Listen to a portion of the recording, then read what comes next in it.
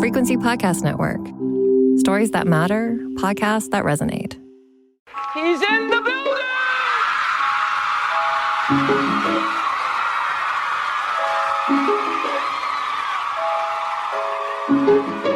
Drink the moment. Drink it. I said, empty your mind. Coquettish and coy. Ow. Ow. What? And there's people that are dying. The wickedly talented. More than great. It was historic. Crack is World. Oh, good for you. I have to apologize. One of the hottest. Welcome back to The Reheat, a podcast that re-examines the wildest celebrity news and scandals of yesteryear and asks, how would we react to the same events if they transpired today? I'm Sarah Sahagian. And I'm Steph Hassan, and this week is another hot off the press, which means before we get into the juiciest drama of the week, let's run through a couple quick headlines first. Okay, I've got to address the latest update when it comes to our favorite couple of the moment. You know who I'm going to say, Sarah? Justin Trudeau and Katy Perry. And Katy may as well be an honorary Canadian now. I'm going to tell you why. So on Twitter this week, she watched, quote, a medical emergency happen on the plane, as she put it, while on an Air Canada flight from Montreal, where she was canoodling with Justin, of course, to LA. She tweeted, quote, I was so impressed with the level of attentiveness and quick action from the crew that I just want to highlight the level of professionalism and consideration they had for the passenger. The medical situation was resolved on the flight and everyone left okay. Good for you, Air Canada. Okay, well, good for her that she appreciates them. It's like, I have nothing but trauma associated with Air Canada, but I'm glad that Katy Perry had a better situation. Same. I'm just amazed by this. Naturally, by the way, Air Canada did respond with a very heartfelt thank you, which was sweet.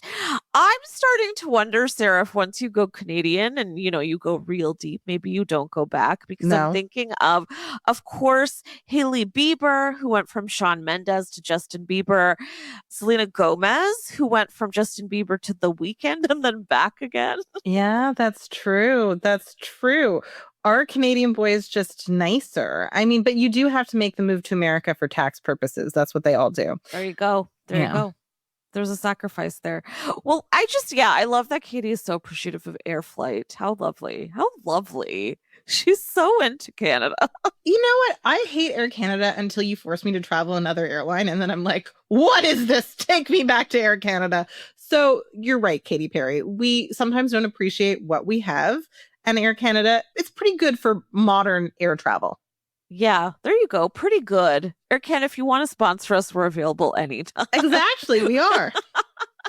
We'll talk about your Just Fine service. Just fine. Okay, a little bit of I'm going to hit you with a little bit of whiplash, but in some tear-jerking news, Rumor Willis, who's the daughter of Bruce Willis and Demi Moore, told People magazine this week that she's grateful her 2-year-old daughter has spent time with her dad, and that, quote, I don't know if my sisters will have that. This kind of broke my heart. Bruce, of course, has been living with frontotemporal dementia, which is essentially an aggressive form of dementia, moves fast. He stepped away from Hollywood and has been living on his own with full-time care. He also shares daughters Scout and Tallulah with ex-wife Demi, and daughters Mabel and Evelyn with his current wife, Emma Hemming Willis. Rumor also said, quote, we don't do it perfectly, but we're always striving to continue to create connection and find ways to be with each other and support each other through something that is kind of unprecedented. It just reminded me, Sarah, we don't talk about how blended families operate very much, especially when it comes to handling grief, right? And I feel like one thing I love about this family is they've been open about how they've been handling this in a really, I think, beautiful way. They're not sharing every detail, but I think even just knowing that he's got full-time care, and to make that work, they did have him find his own space, or they found him his own space, which was also, I know, a really controversial conversation, but they did it so that they could also protect their children who were having a really hard time with the condition, because his 2 other daughters are much younger. And I just love that Demi Moore is so involved and everybody's just there for him. But yeah, so thank you to Rumor for sparking the conversation. We wish Bruce so much love and health here. I love that man. I love that man. Okay. All the best. Okay, let's dig into our first big juicy headline of the week. Sarah and I are very keen to discuss this. I know I am. So first, a refresher, a little bit of context. So New York-based lawyer Belle Burden, I mean, she's a lawyer, she's a socialite. She's the descendant of a very famous socialite. Her name is Belle Burden. She became one of the year's buzziest literary main characters, if you will, with Strangers, a memoir of marriage, her viral divorce memoir about the collapse of her 20-year marriage to a financier named Henry Davis. Well, he's a bastard. That's how I like to refer to him. But anyway, the story kind of kicks off like a prestige HBO drama. During COVID, Belle gets a message from a stranger saying his wife is having an affair with her husband. Her husband admits it and then immediately leaves the marriage. Belle is suddenly forced to confront not just her massive heartbreak, but the financial vulnerability she says she'd ignored for years, including an altered prenup, which is such a suspenseful narrative element in the book.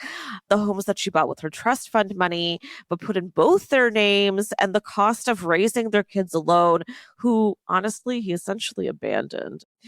The book was widely embraced as a cautionary tale about marriage and money. I just recently read it. It's still a bestseller. Honestly, if you go to the bookstore, it's going to be hard to find it because it's flying off the shelves. And there are already announced plans to adapt it with Gwyneth Paltrow in the lead. But now there's a new wrinkle. So there's a recent New Yorker piece, I believe it came out last week, that suggests that Belle may have over-dramatized just how financially precarious she really was, reporting that court records show she had access to significant inherited wealth and that some of the book's most nail-biting details were more complicated than the memoir made them seem. So basically what we're saying here is a rich lady divorce memoir about betrayal, money, self-delusion has now become a debate about betrayal, money, and self-delusion. Sarah, do you think Belle Burden misled us? No, I mean, I don't at all. First of all, I think people need to understand memoir is not the same as a hard news piece, right? You do not owe anyone a timeline that's super specific. You don't owe them an exact peek inside your bank account. What you're giving them is the vibe, the mood, how you experienced it, your perspective. It's an art piece, right? It takes your experience and turns it into art. So she didn't really outright lie about anything. She talks about how she signed this crazy prenup, which I don't care if you're rich or you're poor. It was an unequal prenup that proved the relationship was a bit coercive from the beginning and that she was abused by a narcissist.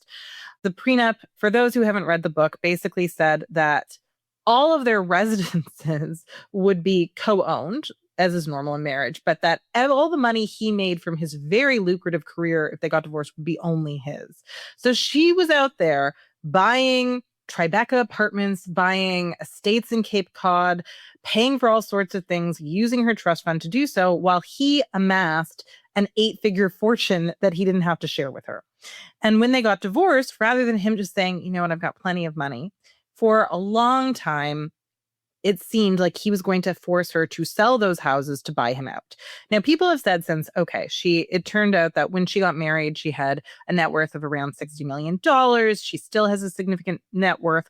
What people need to understand is, yes, no one was ever saying she was going to be on the streets. She always said she was privileged. It was whether she was going to get to keep the life she was raising her kids in, the life that her husband bought into, right? This life of 3 kids, private school, summers in Cape Cod, the country club, all that stuff. That's where her community was. And whether or not this bastard, as you said, Steph, was going to get enriched and she'd have to sell those homes because she wasn't liquid enough, right? So she has a huge trust fund, but there's a difference between having a trust fund and having all that money liquid. And rich people are often smart about money and they don't want their kids to go broke. So they make it so that you can only drain a trust fund a little bit at a time. Or, I mean, part of the fortune was actually a trust that she was going to inherit. She hadn't even inherited it yet. So nothing she said was a lie. She said, I'm this privileged lady who almost lost the life I had. I still would have been fine. She wasn't going to be poor. She was going to be living like a rich person, but just like a less rich person. But still, it's about narcissist abuse. It's about financial abuse. It's about somebody who basically scammed you right into marrying them so that they could accrue all this wealth while you raised their kids. And then he pretty much never saw the kids again. What's your take? Do you think that she lied? No, and Sarah, I'm so glad we agree. I was worried because I've seen so much. So listen, I'm a Reddit stalker, so I've been like in the book subreddits, and there's heated discussions. Quite a lot of people are feeling so betrayed by Belle and have now disavowed the memoir. And I'm in total shock. I feel exactly the way that you do. I didn't feel even remotely misled. Frankly, I read this news report and I laughed because I feel like some people have read this book and they're like, oh, please, she's so privileged. She didn't suffer. And this was supposed to be like a gotcha, which I think is a little odd because, as you put it, it's financial abuse. It's still financial abuse. You can be the richest person on the earth and still be financially abused. And I have to say, the book is phenomenal. So if you haven't read it yet, pick it up. It's really beautiful. I still feel that way. What she does in this book is she brings you into the way that she was gaslit, that she was manipulated, that she was abused, but she also still loved this man so much. And also, even at the end, oh my God. And she's so distraught throughout because it's such a sudden departure that this man makes. It's such a sudden infidelity. And then, of course, as you mentioned, Sarah, it's so brutal. Like these kids, the way he just has no interest in them suddenly, it's so dark and heavy. And to me, those are the elements that hit me and stayed with me. I thought that was the juice of it, right? It just feels like a long con, and that's how it feels to her. And who knows, right? We didn't get his side of the story. I'm not sure how he could have defended some of these actions, right? There's nothing that justifies just abandoning your children. I'm sorry. Even if Belle had her own affairs, maybe Belle was, even no matter what she had done to him, it doesn't justify just saying, I don't want to be a father anymore. And I'm not saying Belle did anything wrong or did anything to deserve this. It sounds like this man is just bad. But the other thing people need to realize is he also came from a very privileged background. Did he have as much money and trust as she did? It doesn't seem like he did, but he went to prep schools. He had this elite education. And so it's not like this was a rich person marrying a poor person. There was a power imbalance and they needed this trust fund. This was just a manipulative jerk who somehow got her to sign this insane document. And it's such a horror story that my friend who works in very high level wealth management, she said they're now doing seminars using strangers to educate women about their finances and how to protect this kind of intergenerational wealth. You're kidding. Wow. Honestly, I do feel like it's a really important case study because it's brutal reading that bit where she talks about how, frankly, easily she's convinced by him to do that and to also let this prenup go. And like, there's just so many elements where I was like, oh my God, you just loved him so much that you were willing to go jump off a cliff with him if he said to. It's so brutal. And I think the other thing that's really interesting, particularly when it comes to the money of it all, is she talks quite a bit towards the end about how she was still kind of operating in some of the same circles and they still had some of the same friends, a lot of wealthy people that he worked with.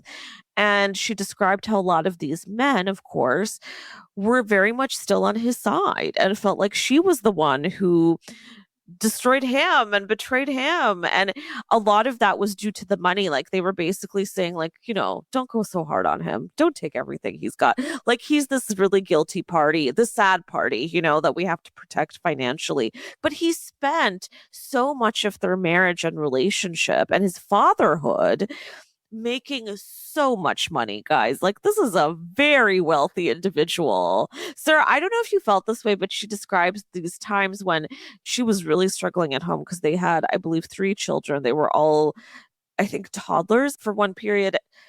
And she's really struggling. And, it's a whole new persona she's got to take on as a mother. And she's spending a lot of time at home and it's very hard.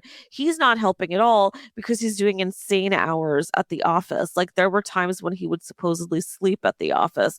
I couldn't help but think this man was not faithful to you even then, girl. But she was so devoted to him. It didn't even occur to her. And here's the thing, as somebody who, her husband worked really hard, first as a lawyer and then for hedge funds. And this is ridiculous. So, I was brought up obviously in a far less wealthy way because my mom was not a Vanderbilt, but I had a mom who had been a very successful professional, became a stay-at-home mom, 3 kids, 2 girls and a boy, and a dad who worked a lot. okay, she describes her husband as never doing bath time once. My father, who worked very hard, still made time for his kids. This guy's just a jerk, right? You know, my dad did bath time, studied with us, read us bedtime stories, and then did more work, right? That's what you do. If you're not a jerk, you come home, you have dinner with your family, and then you get out your briefs and you read through them at night after your kids are asleep. This is a choice. This is a narcissist. I don't know anybody who behaves this way who is not a narcissist, especially when it's not like he was, even though she was a stay-at-home mom, he was also not the primary breadwinner or the breadwinner at all, because they weren't living off of his income. So it's not like it's like, okay, the only thing that's giving my family this privileged life is if I work 18 hours a day and I can't take a break at all. No, they had a lot of breathing room. He could have taken time off to bathe the kids. So this is just a self-centered guy who didn't like childcare, wanted kids, I guess, as an asset. But also, I think the kids were this is my conspiracy theory. I think the kids were part of gaslighting her. I think this was a long con. He tried to convince her he wanted this family with her. He wanted this life. He got her to literally invest in him. And then years later, walks away with 8 figures because he never had to pay for anything throughout their marriage. I do feel like he was very intentional about that from way back in the beginning. Like, I don't know how much, I mean, I also think it's a long con. I really do. But whatever his intentions were in terms of whether he was going to stay with her in the long term, where this marriage was going to go, I do think way back at the very beginning, he was very conscious that this is a very wealthy woman. She has generational money, tons of it. And that he was like, hell no, am I going to spend my own cash? He has a bit of a victim complex from what I understood, and is also very oblique about why. Like, I think people are very keen to assign trauma to him because he is such an asshole. And how the hell do you explain the assholery? But he never shares why. So it's also like this kind of blank open thing. We know that his dad lost all his money at one point. And of course, that's a pretty key element here, right? Of why he's so protective of it. But it seemed like there was also infidelity between his parents. His father cheated on his mother, all alleged, I'm going to say. But it also seemed like there was something else that was always hinted at. And Belle said whenever she asked him about it, he wouldn't answer her. That's insane to me. There's a lot that's going wrong here. And this is why I think Gwyneth Paltrow is not great casting for this part, because Gwyneth Paltrow, I don't think you could fool her this way. She's somebody who's too confident to get abused by a narcissist. I could see her abusing someone. I could see her perpetuating narcissistic abuse and just being like, I'll be the narcissist here. She could play the husband, cast her as the husband, or do a gender flipped version. But no, I don't see her getting seduced by a guy who would coerce her financially like this. I just don't think that would happen to her. So this is kind of funny because we were talking about her last week. I actually think if she were older, Blake Lively would be good casting because I could see this happening to her. Hey, actually, yeah. Like, no offense to Belle Burden, who seems wonderful. And by the way, fantastic writer. Great writer, very academically brilliant. I mean, I'm not saying she's a stupid person. No, not at all. She's just, I think she has quite a softer energy than I think Gwyneth does, right? And there's more of a naivete, I think, that's going to have to be presented at that time in their marriage, when she basically just signs off on these houses and these estates with her own money, which had me sitting on my couch screaming, Sarah. Oh my God. And it's perfect because brutal. The reason one of the reasons I think a lot of us love this book is we love seeing what happens to people, rich elite people. And like, you know what, this is definitely, it feels like a memoir that could have been written, if she were smarter, by Serena van der Woodsen when she's older. Like, this is exactly what a man would have done to her. Like, oh, I used my trust fund, all of my money, and then you left me? Oh no. So I think like Lively would be perfect casting. And then I actually think you have that kind of synergy of like, she's played this role before. This is kind of the grown-up version of that. And she has the vulnerability. Blake as a performer can she can play dumb. I'm not saying she is dumb. I'm saying she can play, you believe she's not street smart, right? She can play naive. And I think the naivete is such an important part of this character. Now, is it cultivated over time by somebody who's abusing her? I would argue yes. I don't think she was necessarily born this way, but I just don't think Gwyneth can get there. It's not believable. So I would cast Blake Lively, maybe Rosamund Pike, actually, as well. She could also do that's it. fantastic, Sarah. Oh, now you're going to have me really upset that we don't have Rosamund in that role. Rosamund is also really impressive because she can easily go from sharp, cutting, confident, bold to naive, innocent, soft, kind of heartbreaking. Oh, that's such excellent casting, Sarah. Yeah. Yeah. Well, let's see. I mean, listen, if you haven't read the book, the movie's going to be out, I'm pretty sure, as fast as they can make it. Oh, I think so. Yeah, but I encourage you to pick up the book because, again, Belle is, she writes it so beautifully, man. It's a great, great memoir, but it will make you really angry. Okay, we got a whole lot more to dig into, so let's take a real quick break and we'll be right back.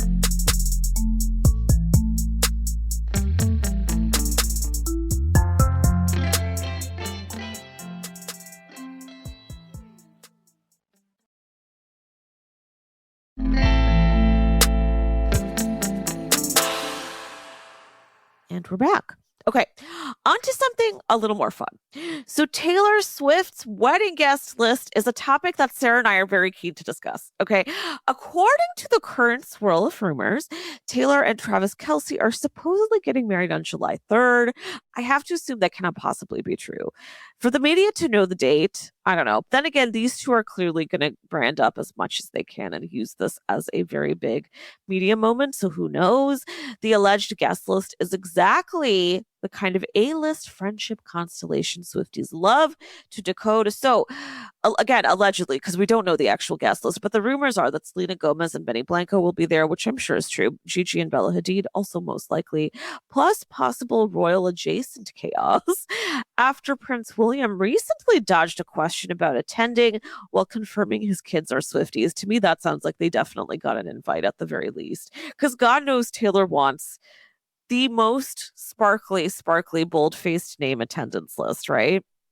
Now, the real drama is less who's coming and more about who gets to bring a date, because one anonymous invited guest reportedly complained that she was denied a +1 because she's single.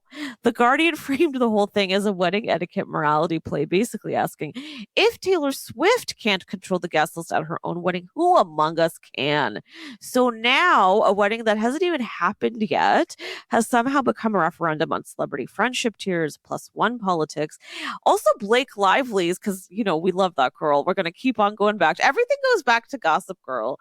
But her alleged standing in the Swift universe and whether being single at Taylor's wedding is a nightmare or potentially a rom-com meet cute, which I always insist. If you got to go alone, think about it that way. This could be your own rom-com. Okay, so I've got a ton of questions for you, but first up, do you feel like all singles should have +1s at weddings? This is a constant conversation between me and my other friends. I want to know what you think.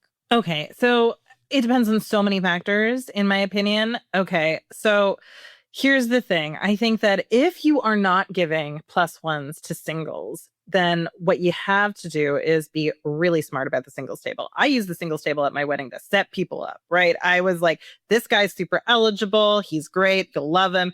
You're really cute and fun.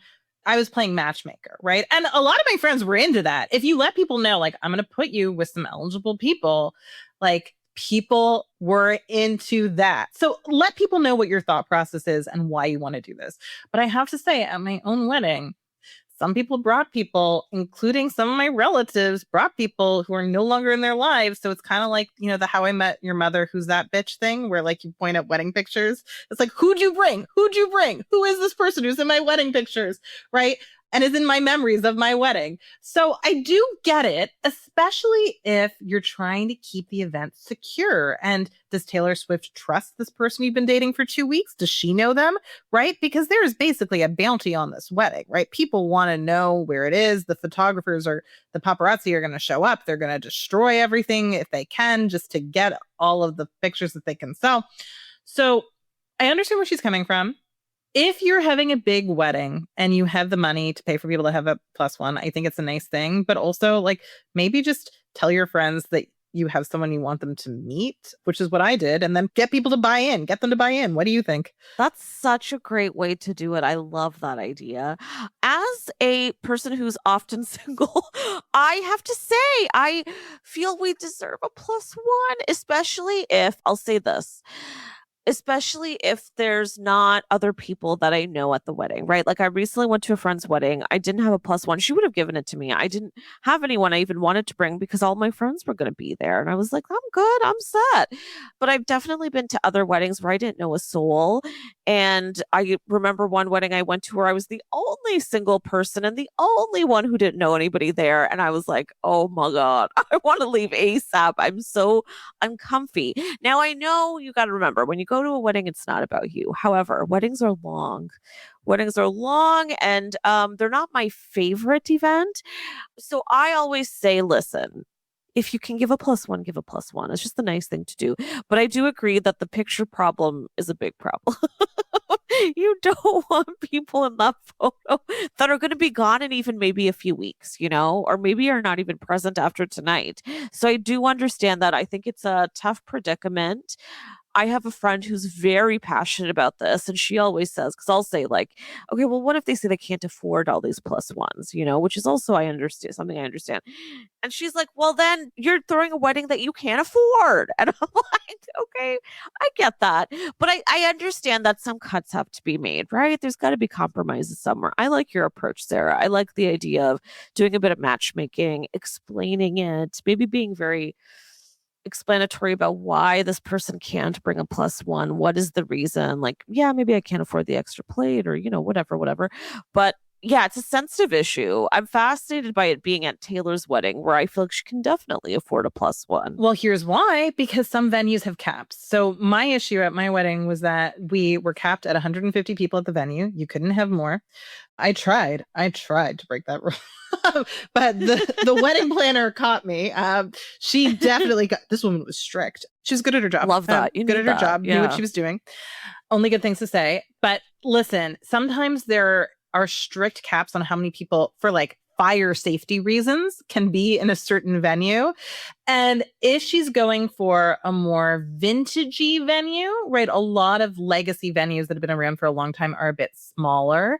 And in order to respect fire codes so that people don't die if there's some sort of a disaster, you just can't have more people. The police will intervene, right? Like the law will get involved. So that's what I suspect is happening. I suspect it's some sort of a venue with a strict cap on how many people can be in the room, because you're right, she can afford it.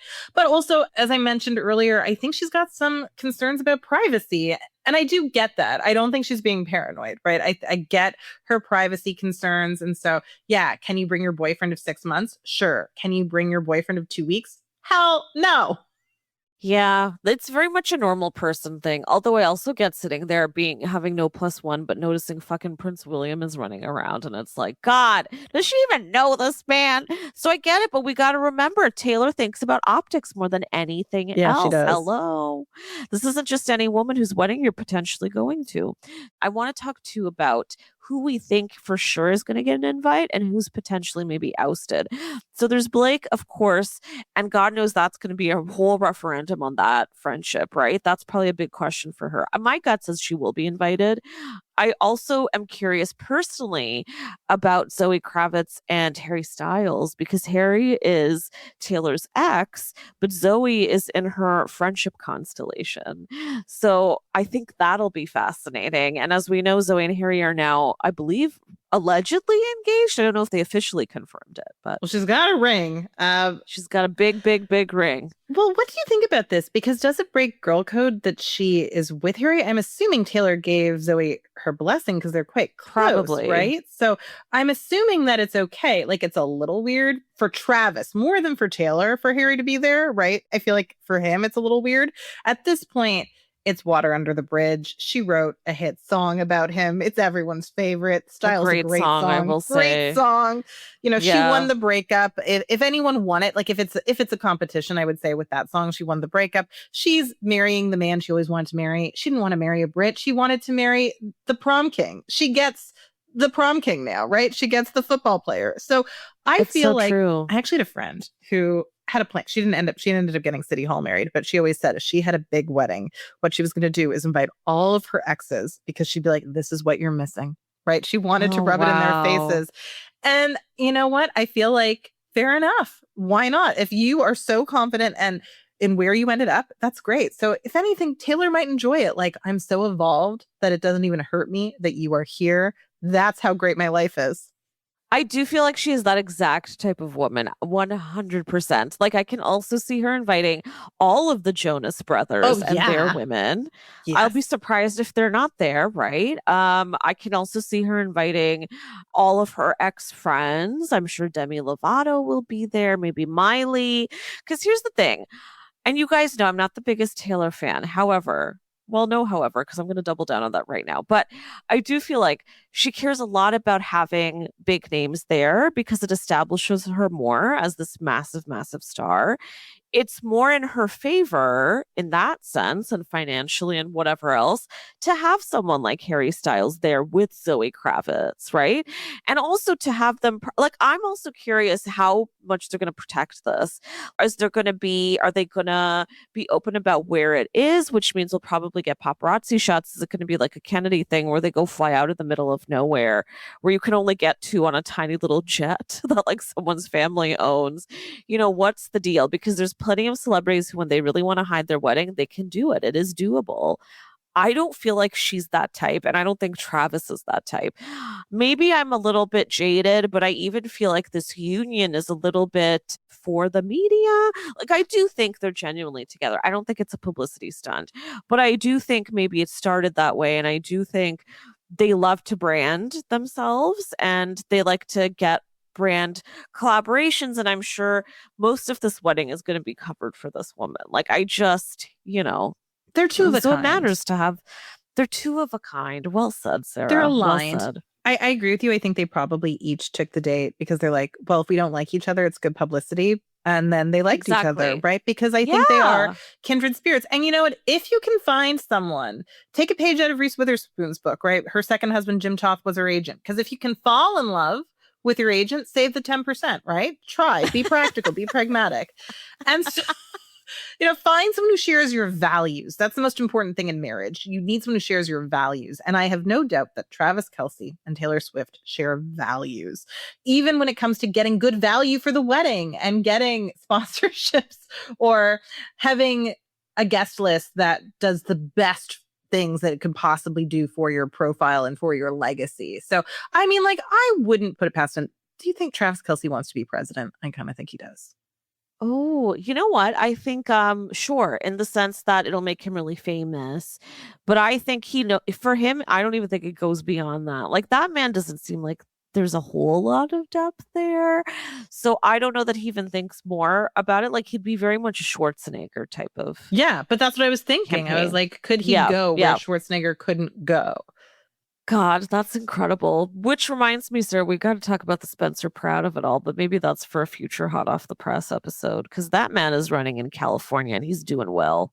Yeah, he's not doing badly at all. There are a lot of shy Pratt voters who I guess his message resonates with them. What are you doing, people? Like, rewatch The Hills. He was the villain.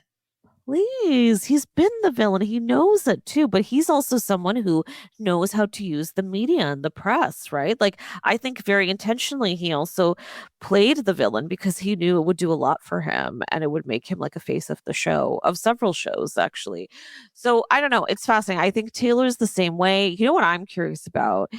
I do want to know what she's going to wear because I despise her styling. I think it's remarkably hideous. And can we please put the bangs away for one night? One night. Like, she's a beautiful woman, but she dresses awful again and again and again.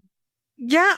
Listen, some people just aren't fashion girls. And I think, listen, don't at us. I don't think she's a fashion girl. And that's fine. I'm not saying you have to be. Not at all. She has other talents, but I don't know. I don't think she's going to change that. Like, I don't think this wedding dress is going to be good. I don't think it's going to create any trends. Like, she's not going to have a Kate Middleton moment. And that's a sad thing because I think she probably wants to. I think she probably wants to create a 10-year long wedding trend like Kate Middleton did because that dress became so iconic, right? But, Kate's style can be boring, but she also does have a vision and understands strategy and understands how to dress and knows what looks good on her. Yeah. Taylor really doesn't. Taylor doesn't really have a style. Like it's very No. dowdy for a woman of her age. And also she's tall. Again, she's thin. You are the physical model for Hollywood. And yet I am disappointed day after day. Just rip off Carolyn Bassett's looks. Just recreate them. Yeah. That would be perfect for her. That wedding dress, actually, she would look great in Carolyn Bassett's wedding dress. She would. And I think that would be such a smart avenue to go down style-wise, Sarah. However, I think she might go more into princessy. Like, Very I feel like this is princessy. the big moment she dreamt of since she was a kid. So maybe like Blake Lively at the Met Gala, but in real life at a wedding, I don't know. I don't know. That's my prediction. Big gown. So is Blake going to be there? What do you think? I think yes. I'm going to vote yes. And I think she'll be there with Ryan. But you know what I'm basing this off of? And I know I don't even sound like I'm not a fan because I know too much. It's true. But on her last awful album, she did sing about this friendship. Allegedly, I'll say allegedly, but I think it was pretty clearly about them. And she seemed to really go hard defending Blake. So I feel like they still have a friendship. Yeah, was that the one? There was a couple of songs I feel like she references to Blake. Well, Canceled is the one where I'm like, if this is about Blake, then I really think that she still loves her. But then part of me is like, she's still very close with Lena Dunham, and I think it could have been about Lena Dunham. Oh, that's interesting. Yeah. Will Lena be there? Well, Lena's in the press now, and I know Taylor would take advantage of that. So I feel like Lena will be there. Taylor was at her 40th birthday party. So I think that friendship is strong. And also with the press Jack Antonoff is getting right now, you can't choose him over Lena. That would be the only reason not to invite Lena. She was also Lena's maid of honor at Lena's wedding, right? I think you just come off as not looking at all like a girl's girl if you choose Jack Antonoff over her. And to be fair, I think Lena Dunham could stomach being in a room with Jack Antonoff. And if Jack Antonoff can get himself in a room with Lena Dunham, that is the only way to recover from this bad publicity, because he can say, listen, she doesn't hate me that much. She can be at a wedding with me, right? So I think they'll all come. They'll all want to come. Jack Antonoff is the most invested, I think, in attending this wedding, right? He needs to attend this wedding for his career. I think Lena's just invited. If she's not invited, then Taylor Swift, you're dead to me. And I think Blake should be invited too, because I don't think it's okay to break up with a friend because she was sexually harassed in the workplace. I really don't. No. And that really is the crux of it. Thank you for that, Sarah. Yeah, that's the whole point. And again, Blake and Ryan still have a lot of media cred, a ton of it. And it's going to be a really nice photo op. Which Taylor loves. Wow, that Lena and Jack situation I hadn't even thought about. So this wedding could actually be, God, I mean, this is like a UN meeting. Like, so much is going to go down theoretically.